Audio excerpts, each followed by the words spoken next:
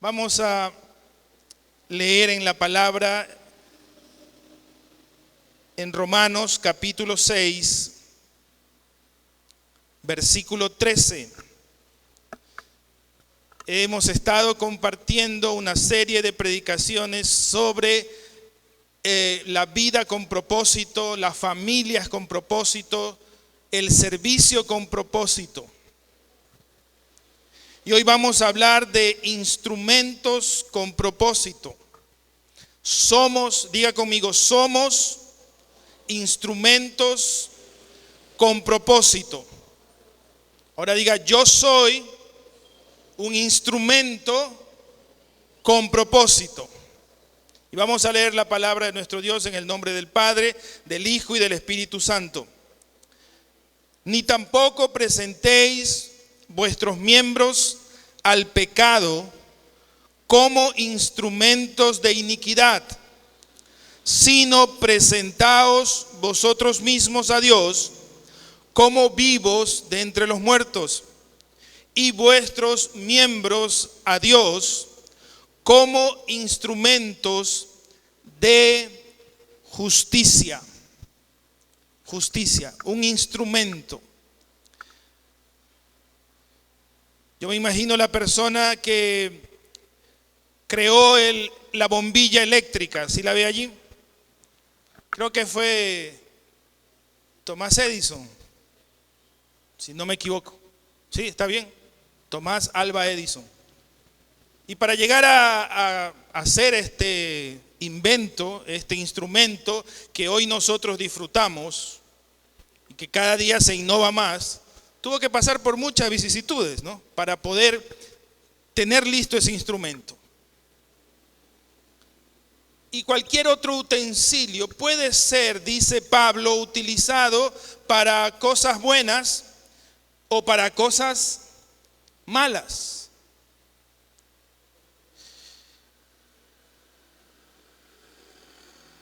Dice el apóstol Pablo que nosotros somos instrumentos vivos y de justicia. Cuando se le viene a la mente la palabra instrumento, pensamos en una guitarra, en un violín, en un piano, ¿no es verdad? Tal vez por la forma como se le da el concepto a esta palabra, instrumento, ¿no es verdad? A propósito, ¿usted sabe tocar algún instrumento? ¿No sabe? Bueno, al menos usa la voz. Sí canta, ¿no?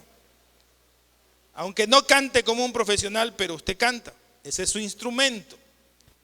Y hay un detalle importante en este versículo que nos escribe el apóstol Pablo, hablando de nuestros miembros que sean rendidos a Dios, no para cosas pecaminosas, sino para cosas buenas.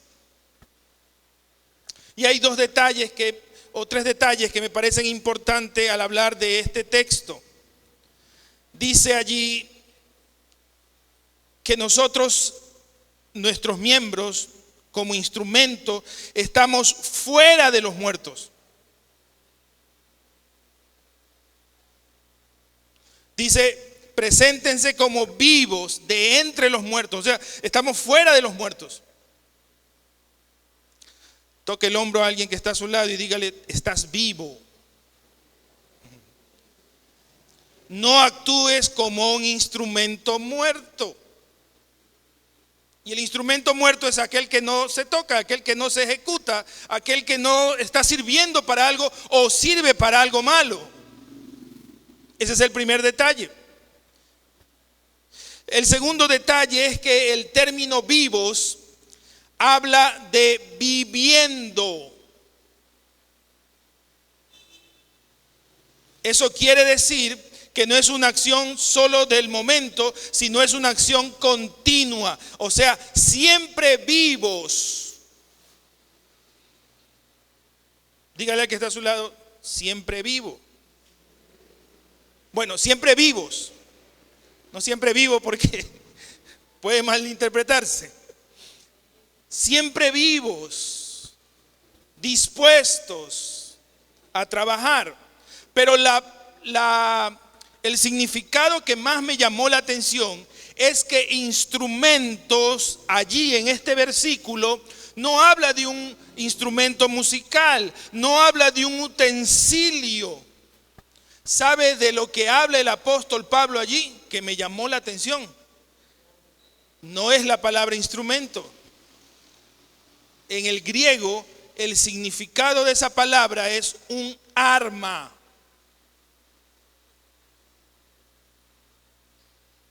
Dígale al que está a su lado, tú eres un arma. Pero yo no sé si usted está cargado o no. Un arma. Y leía un tuit esta semana de uno de los presidentes de Estados Unidos. No sé si fue Jefferson, que decía lo siguiente: ¿qué puede enfrentar a un hombre malo con un arma? ¿Y sabes cuál es la respuesta de él? Un hombre bueno con un arma. Por eso es que en los Estados Unidos todo el mundo anda armado.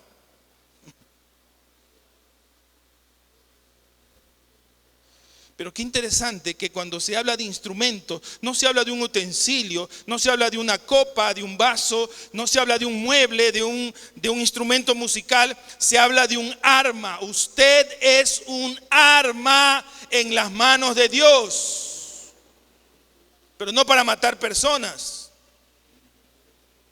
Dice ahí el texto, para ser instrumentos de justicia, de equidad, de bondad, de bien, de santidad. Vuélvale a decir a su hermano, tú eres un arma, tú eres un arma, tú eres un instrumento. Pero yo me pregunto, ¿tendrá usted balas de salva o balas de verdad? ¿O estará descargada su arma? Eso depende de cómo usted esté sirviendo al Señor. Para entender esto de ser un instrumento, un arma en las manos de Dios, nosotros tenemos que entender una cosa. Se llama la rendición.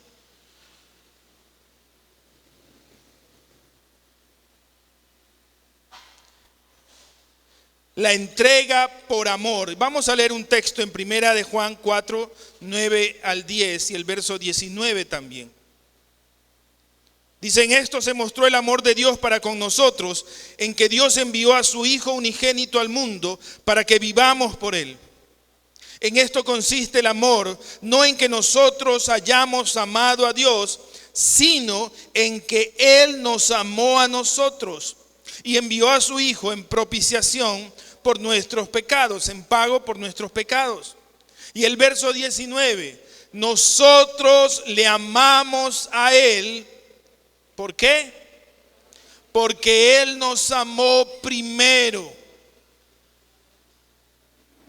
Cuando tú entiendes que eres un instrumento, un arma en las manos de Dios para el bien, tú tienes que rendirte. Y vio la imagen que estaba al principio. ¿Se acuerda de esa película? Retroceder nunca, rendirse jamás, era, ¿no? ¿Verdad? ¿Cuántos la vieron? No sé si la vieron. No sé si era una película de peleas, de guerra, no, de karate, ¿no? Y ahí decían rendirse nunca, retroceder nunca, rendirse jamás, que creo que el presidente Sixto Durán hizo famoso también esa frase. Ni un paso atrás. Rendirse jamás. Y a veces se nos dice eso. El cristiano nunca se rinde. Pero ¿sabe qué? Yo creo que sí debemos rendirnos.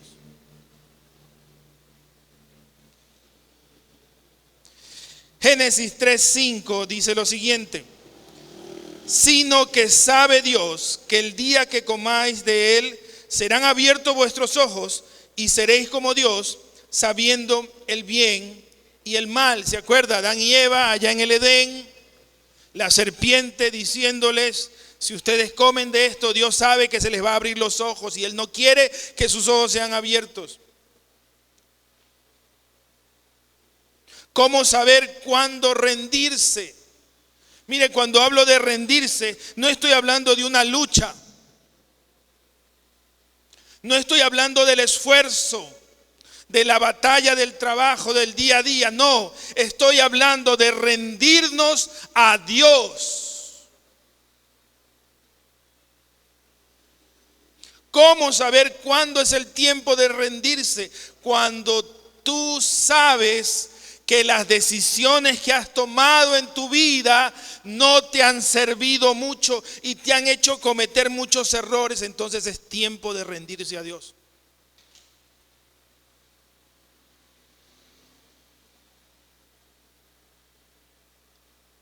¿Cuándo es tiempo de rendirse a Dios? No solamente cuando las cosas marchan mal. Yo creo que es cuando hay un deseo también de que las cosas vayan mejor.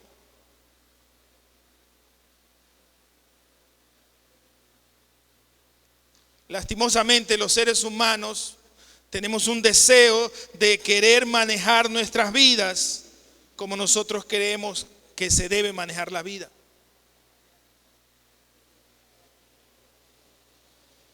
Y no entendemos este paso de rendición, sino que insistimos: yo no me voy a rendir en hacer mi voluntad, cuando Dios te dice: haz mi voluntad, que es mejor.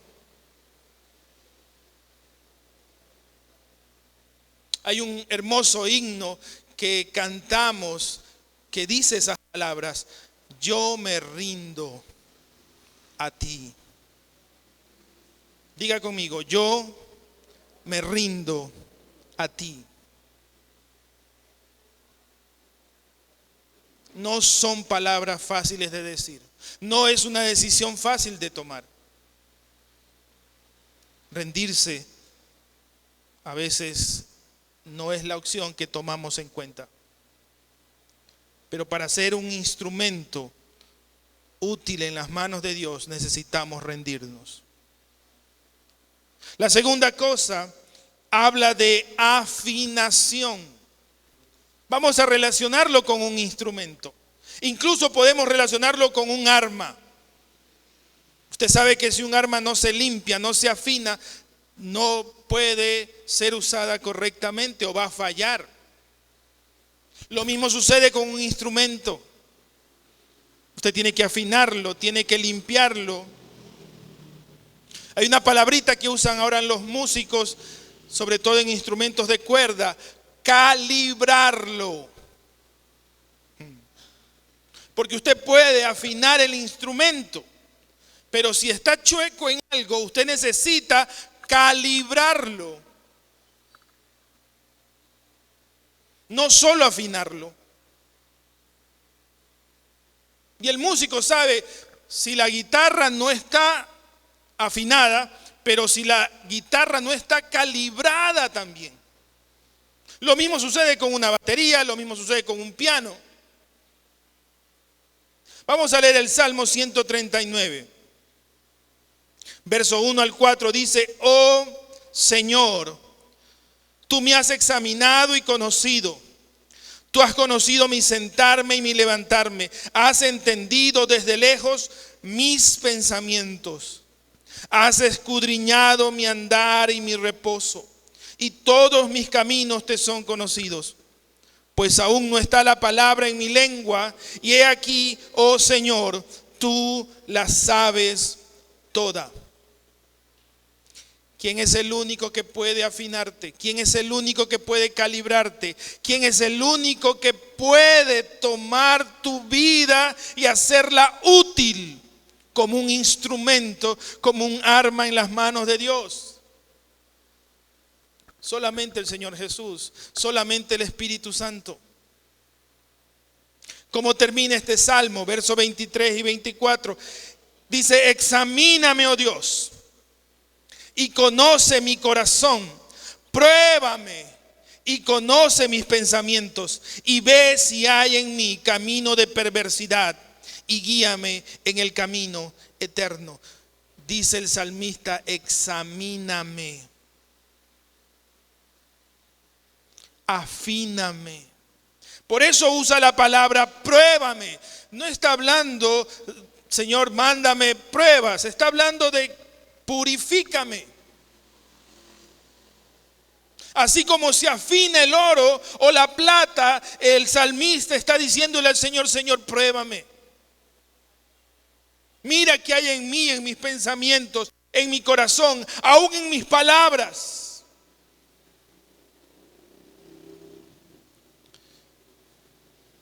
Y ve si hay en mí camino de perversidad, pero dice finalmente, guíame en el camino recto.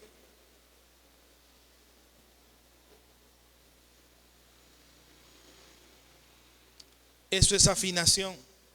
Necesitamos rendición y necesitamos afinación para ser un instrumento útil en las manos de Dios. Cuando hablamos de estas dos cosas, hablamos de tomar el control.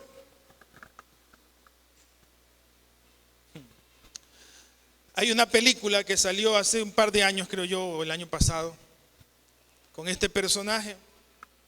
No sé quiénes la han visto. Y es un muchacho que tiene una vida común, es cajero en un banco, se levanta todos los días con ese tipo de camisa celeste, con su corbatita, su gafete, va al banco, saluda al guardia del banco y todo sucede como en una normalidad. Todos los días alimenta su pescadito, se compra ese café, pero un día él descubre que su vida solamente es una continua vuelta de lo mismo, una rutina. Gracias, Leonardo. ¿Pero por qué? Porque su vida es virtual, sintética, cibernética. Usted sabe que los científicos quieren desarrollar la inteligencia artificial. ¿Sabía usted eso? Es para que, por ejemplo, yo ya no esté aquí. Yo esté en mi casa y mando a mi inteligencia artificial a predicar. Y viene la inteligencia artificial y sube por mí, usted la ve. Yo estoy en mi casa con unos audífonos, con un micrófono. Y parece increíble, pero puede suceder. Y él se da cuenta que su vida, él no tiene control de su vida. Que todo lo maneja una computadora, una máquina, una supercomputadora. ¿Y sabe lo que hace este muchacho? Se niega a vivir esa realidad y se sale de la realidad. Y ahí comienza usted a ver, si ve atrás, el zaperoco que se arma, las explosiones, helicópteros ahí, bala y todo. Porque él dijo, yo quiero tomar el control. Alguien podría decir, quizás la vida del cristiano es así, una vida monótona, una vida, ¿cómo dijiste, Leo? Rutinaria. Pero ¿sabe qué? Alguien tiene que tomar el control de su vida.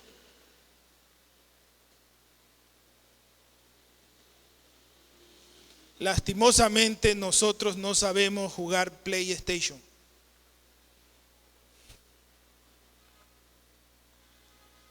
¿Se ha dado cuenta que hay muchachos que tienen habilidad para jugar eso? Y ahora juegan con el teclado? Yo la verdad es que no sé. Como le decía alguna vez, a mí me matan rapidito. Porque hasta que cojo el arma y disparo, ya me han matado como 100 veces. Pero no, los muchachos ahora es...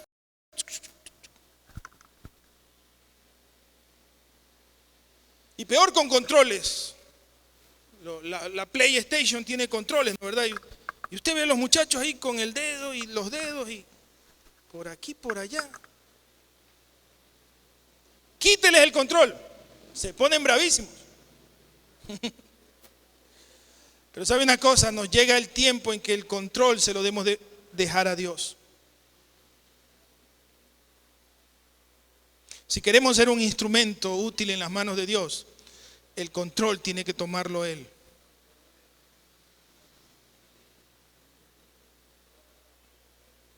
Quiero leerle esta frase de un autor cristiano llamado C.S. Lewis. Dice: cuanto más dejamos que Dios tome nuestra vida, más verdaderamente nos convertimos en lo que somos. Le leo otra vez. Cuanto más dejamos que Dios tome nuestra vida, más verdaderamente nos convertimos en lo que somos. Porque Él nos creó, Él inventó las distintas personas que hemos sido destinados a ser. Y cuando nosotros hablamos del control, de la afinación, de rendirse, de darle el control a Dios, nos referimos a una sola cosa. Dios nos creó y como Él nos creó, Él sabe cómo es mejor vivir la vida.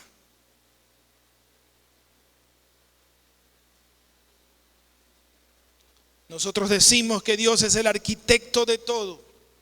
Y como constructor, como arquitecto, como el inventor de la vida, Él sabe lo que es mejor para nosotros.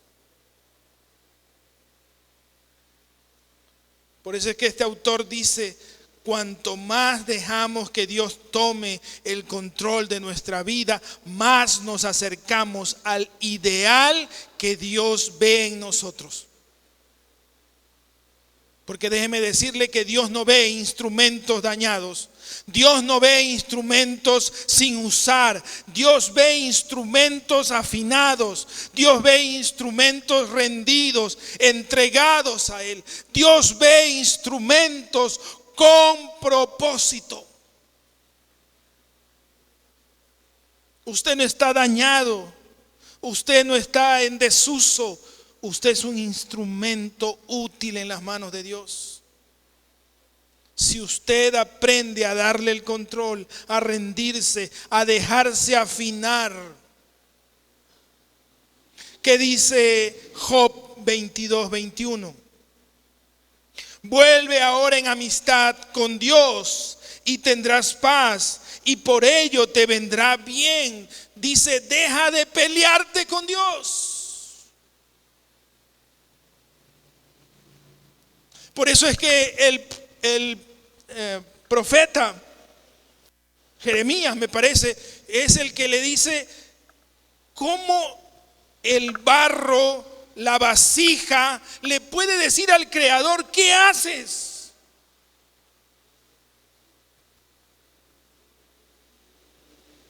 Cómo la taza, el utensilio, le dice al que lo forma, al alfarero: yo no quiero ir al horno.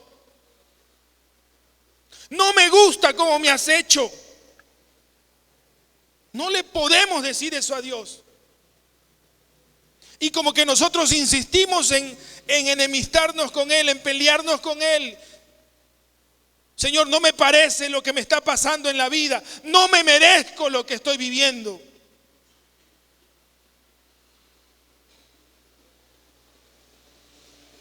No puedes vivir toda la vida peleando con Dios. Mejor haz las paces y dile: Señor, hazme de nuevo. Si tienes que romperme, rómpeme. Si tienes que meterme en el horno, hazlo. Yo soy solamente un instrumento en tus manos.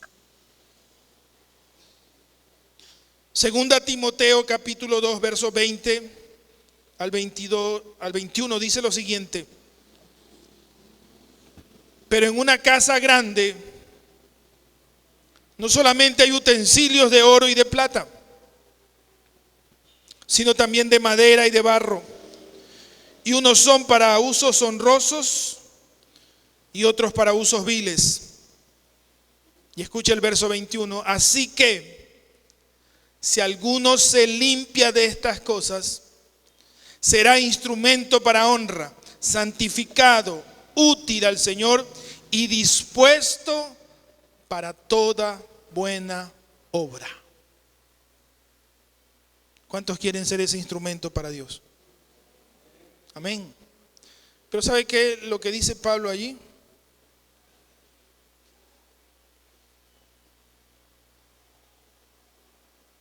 Pero si alguno se limpia,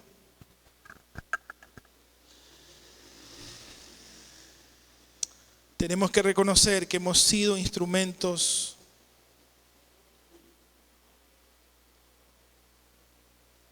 como dice Pablo, instrumentos de deshonra.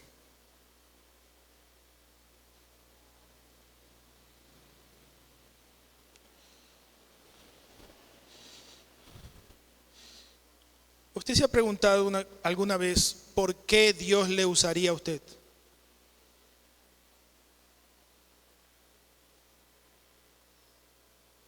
¿Por qué Dios me usaría a mí? ¿Y sabe por qué uno se hace esa pregunta? Porque en el fondo nos sentimos indignos, pecadores. ¿Y sabes qué? Dios te termina usando. Usted dice, pastor, pero ¿cómo es eso? Eso es lo maravilloso que dice el apóstol Pablo. Si alguno se limpia,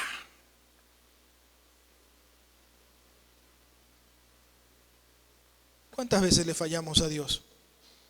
¿Cuántas veces nos convertimos en un instrumento de deshonra? En un instrumento de pecado. Muchas veces. Pero dice el apóstol Pablo, si alguno se limpia. Y déjeme decirle que el proceso de limpieza no es usted el que se limpia. ¿Quién lo limpia a usted? La sangre de Cristo. Es Jesucristo. Usted lo único que tiene que hacer es dejarse limpiar. Y reconocer que a veces somos instrumentos de deshonra. Pero que por la gracia de Dios, Dios nos sigue usando.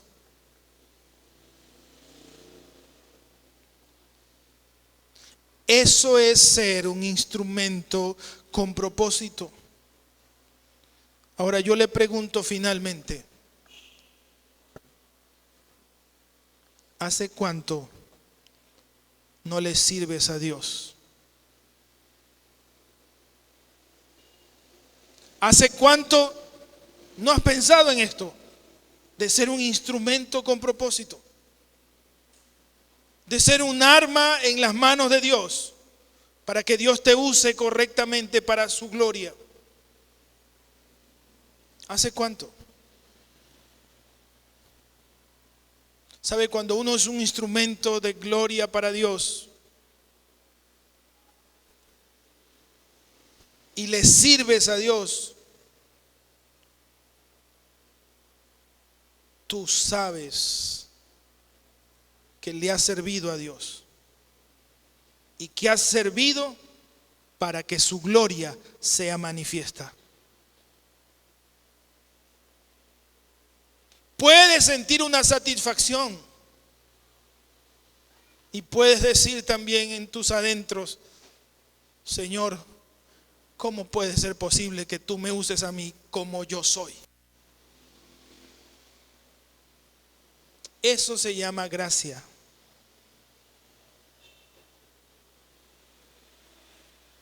Quiero dejarte con esta frase finalmente.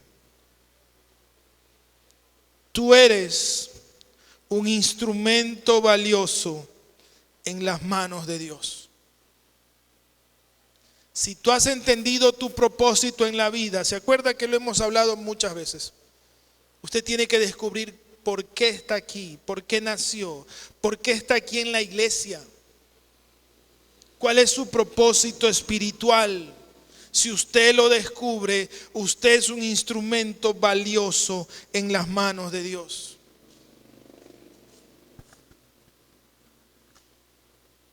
¿Cuántos quieren ser usados por Dios? ¿Y sabe qué? Dios le va a dar una oportunidad para servirle. Dios le va a dar una oportunidad para demostrar que este instrumento que está aquí sirve para algo.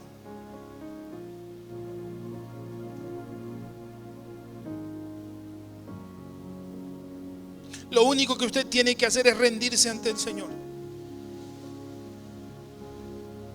Dejarse afinar por las manos del Maestro. ¿Cuántas veces cantamos esa canción al taller del Maestro? Pero ni siquiera pisamos el taller. Vemos cómo Dios hace la obra en otros, pero nosotros no queremos pisar el taller del Maestro.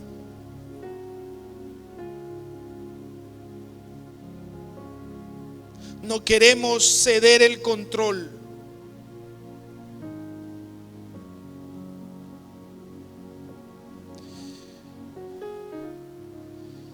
Y por último, no queremos ser limpiados.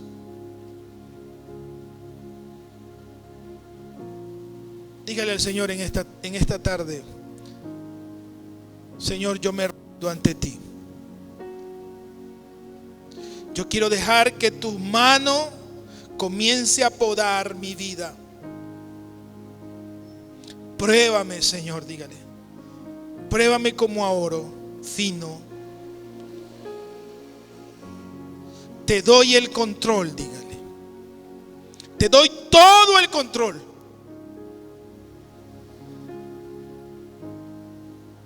Límpiame.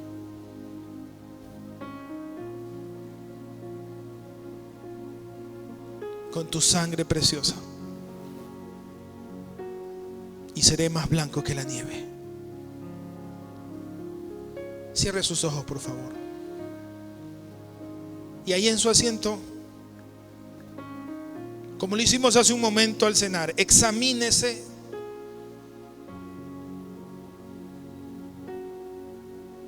¿Hace cuánto no le sirves al Señor?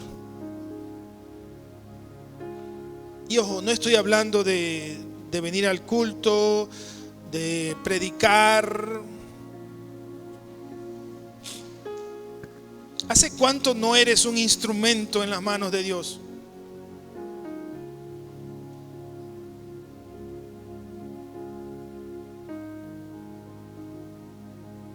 Mira que la palabra instrumento habla de un arma.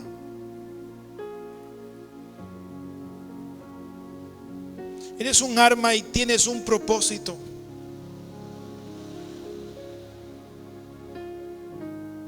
Traer la gloria de Dios aquí a la tierra. Servir al Señor con todo tu esfuerzo y con todo tu amor. Establecer el reino de los cielos en este lugar.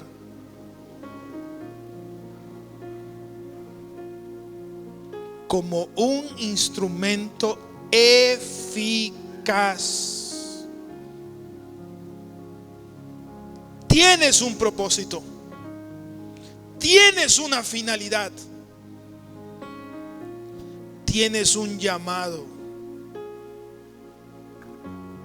Porque tú eres un instrumento valioso en las manos de Dios. Dile en este momento: Dios, yo soy un instrumento valioso en tus manos. Aunque a veces te falle, aunque a veces peque,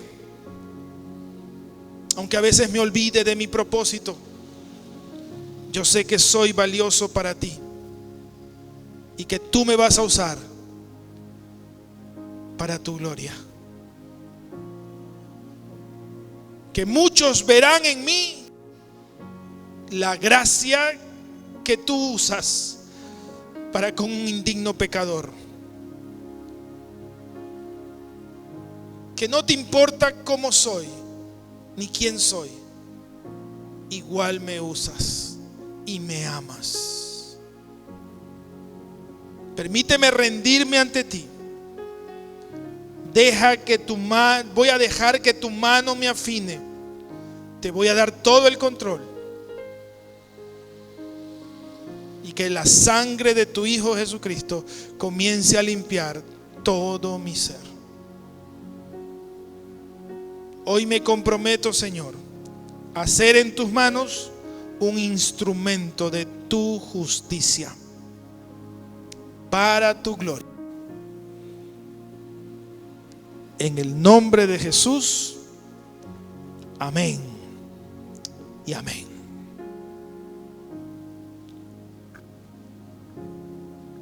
Sírvale al Señor con todo su corazón, con toda su fuerza, con toda su mente. Y hay un himno que cantamos también. Para todo aquel que quiera trabajar, hallará también lugar en la viña del Señor. Hallará un lugar como instrumento en la viña del Señor. Y Dios lo va a usar, Dios la va a usar poderosamente. Amén. Denle un fuerte aplauso al Señor. Amén.